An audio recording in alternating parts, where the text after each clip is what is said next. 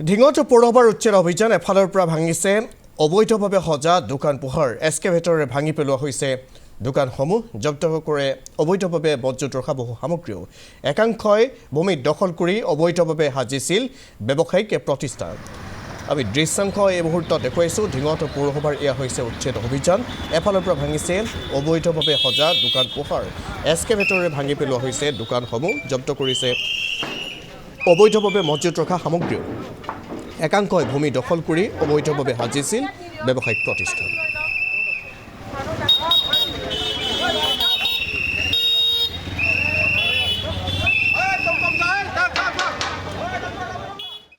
যিসকলে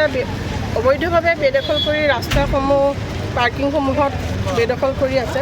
তেওঁলোকে অতি শীঘ্ৰে আমাক ঠাইসমূহ পৰিষ্কাৰ কৰিবৰ কাৰণে সহায় কৰক আপোনালোকৰ যোগেদি তেওঁলোকক অনুৰোধ জনাওক ঢিংখন আমাৰ তেওঁলোকো থাকিব লাগিব সুস্থভাৱে সকলো থাকক আপোনালোকে আমাক সহায় কৰক তেতিয়াহে আমি এখন সুন্দৰ ঢিং গঠন কৰিব পাৰিম আৰু লগতে ঢিং পৌৰসভালৈ যি আমাক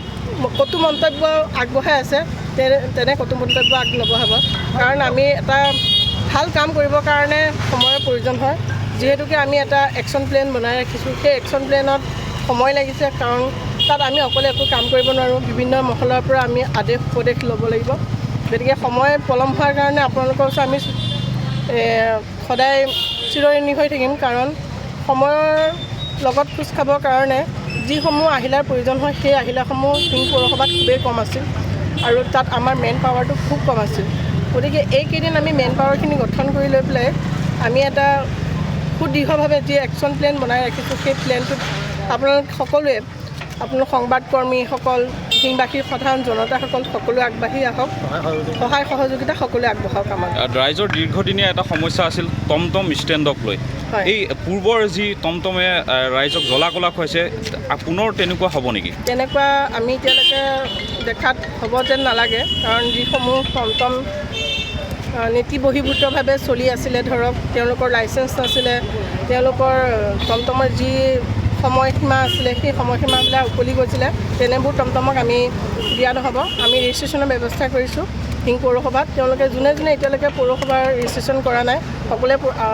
অনতিপলমে কৰি লওক নতুবা তেওঁলোকে ইয়াত চলাব নোৱাৰিব কৰক তেওঁলোকে ব্যৱসায় কৰি আৰম্ভ কৰিব বিচাৰিছে বা ক্ষুদ্ৰভাৱে তেওঁলোকে কিবা অকণ কৰি জীৱন নিৰ্বাহ কৰিব বিচাৰিছে আমি তাত কেতিয়াও বাধা নিদিওঁ কৰক কিন্তু আমাৰ যিখিনি নীতি নিৰ্দেশনা আছে সেই নীতি নিৰ্দেশনাৰ ভিতৰত